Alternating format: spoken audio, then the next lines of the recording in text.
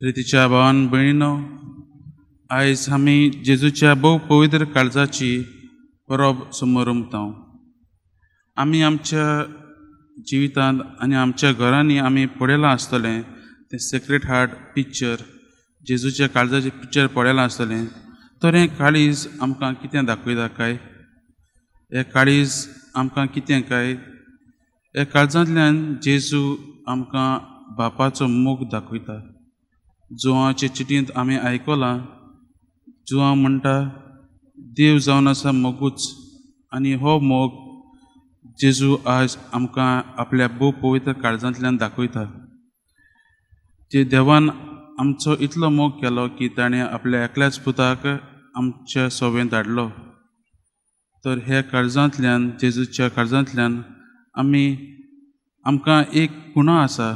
जेजूचें काळीज जावन आसा आमकां एक मोगाची खुणा, ती आमी आमच्या जिवितांत घेवंक जाय. जेजूच्या काळजांतल्यान, भोव पवित्र काळजांतल्यान आमकां जायते गूण मेळटात.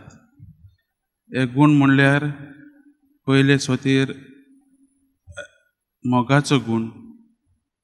जेजून आमचो इतलो मोग केलो की तो आमच्या पातकां पासत खुर्सार मरोंक देखून तयार जालो. दुसरें म्हणल्यार हें काळीज आमकां शिकयता की आमी एक भोगसण्याचें जिवीत जिवंक.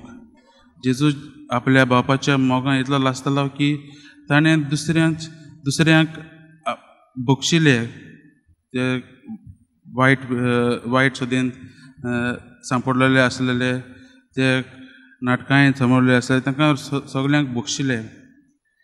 तेच परीन दुसरें म्हणल्यार एक जेजूचें काळीज आमकां शिकयता म्हणल्यार एक शांतीतायेचें आनी संतोशकायेचें काळीज आमच्या जिवितांत घालूंक.